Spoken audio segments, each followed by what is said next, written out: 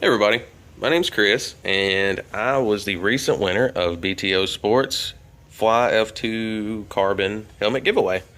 So I won this guy, and oddly enough, my current helmet for about the past 10 years has been a Fly Andrew Short replica.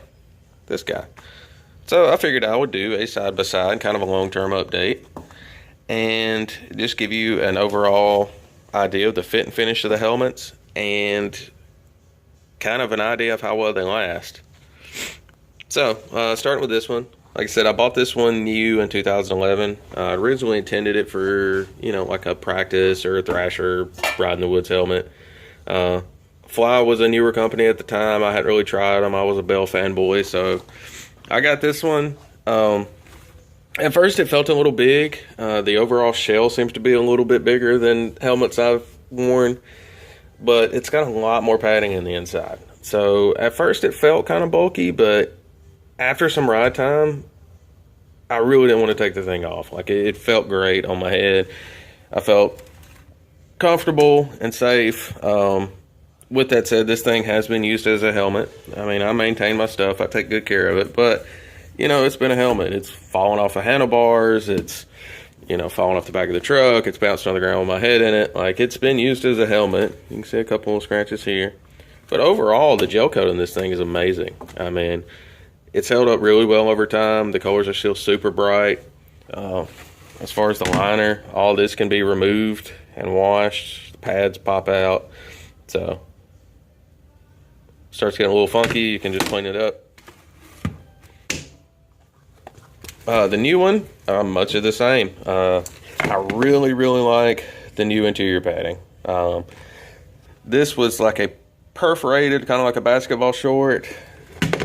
This is a slicker fabric. It feels like it would wick sweat away a lot better and stay a whole lot cooler. I didn't really have any complaints with this, but I can tell that this is going to be a much superior liner. One thing they improved was this mouthpiece here has got a glossy finish on it now. Whereas the older ones, it was a matte, kind of like the eye hole surround, and it kind of turned a mustardy color. Now the eye hole rubber has stayed fine. It's almost the same color as the new one. This is probably the only wear that I've noticed on the helmet, but it's almost 10 years old, so what do you expect?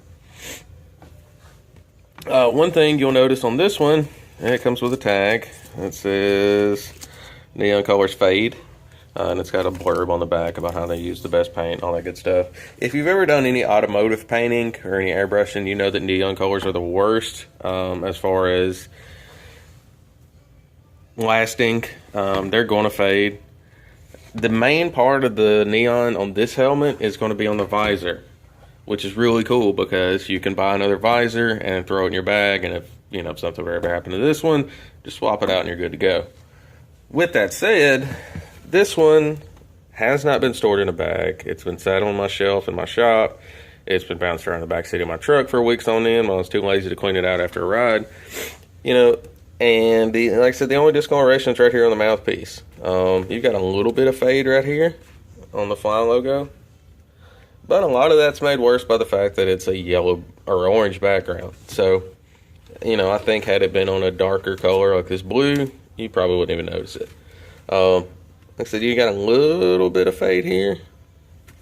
But overall, the helmet's so bright anyway, it's not, it's a non-issue. Like I said, this thing has not been cleaned up. I pretty much wiped it off and sprayed it with Windex before I made this video, just so I wouldn't look terrible. But, I mean, it's held its color really, really well. And you can tell this helmet also has got a really, really deep gel coat. You can see the light shining off of it. I mean, this paint's going to last. I mean, this thing's going to look this good in 10 years.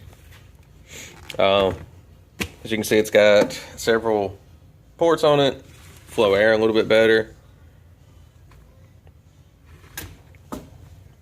And I wanted to give just kind of an overall look at the helmet. If you're like me, you live in a small town, and we don't just have a whole lot of places where you can go and buy gear or just try it on or see it in person. So I kind of have to buy blind online. And a lot of times you get stock photos and, things look different when they come in. So I was really, really pleased with this helmet as far as it looks just how it's represented online. All the colors are really bright. It actually has a lot more detail than I expected it to have. The pictures haven't really done it justice on the depth of the color and the shading. And I'm really, really satisfied with the colors on this thing. It's really bright. See, some guy wrote on it right there. So that's it. I just wanted to kind of give a side-by-side long-term update. If you've been on the fence about buying a fly helmet, let this be a guide to you. This is, they last. I've been really pleased with it. Haven't really had any complaints out of it. Everything's holding up great. Fit and finish is spot on. They're really doing a good job with this stuff. So if you haven't tried one, give them a shot. Again, thanks to BTO Sports for allowing me to win this competition. It's really awesome. They also chunked in a bunch of stickers and a hat, which is cool because I love stickers and hats. So really solid of those guys. If you're in the market, check them out. And that's it. Thanks for watching.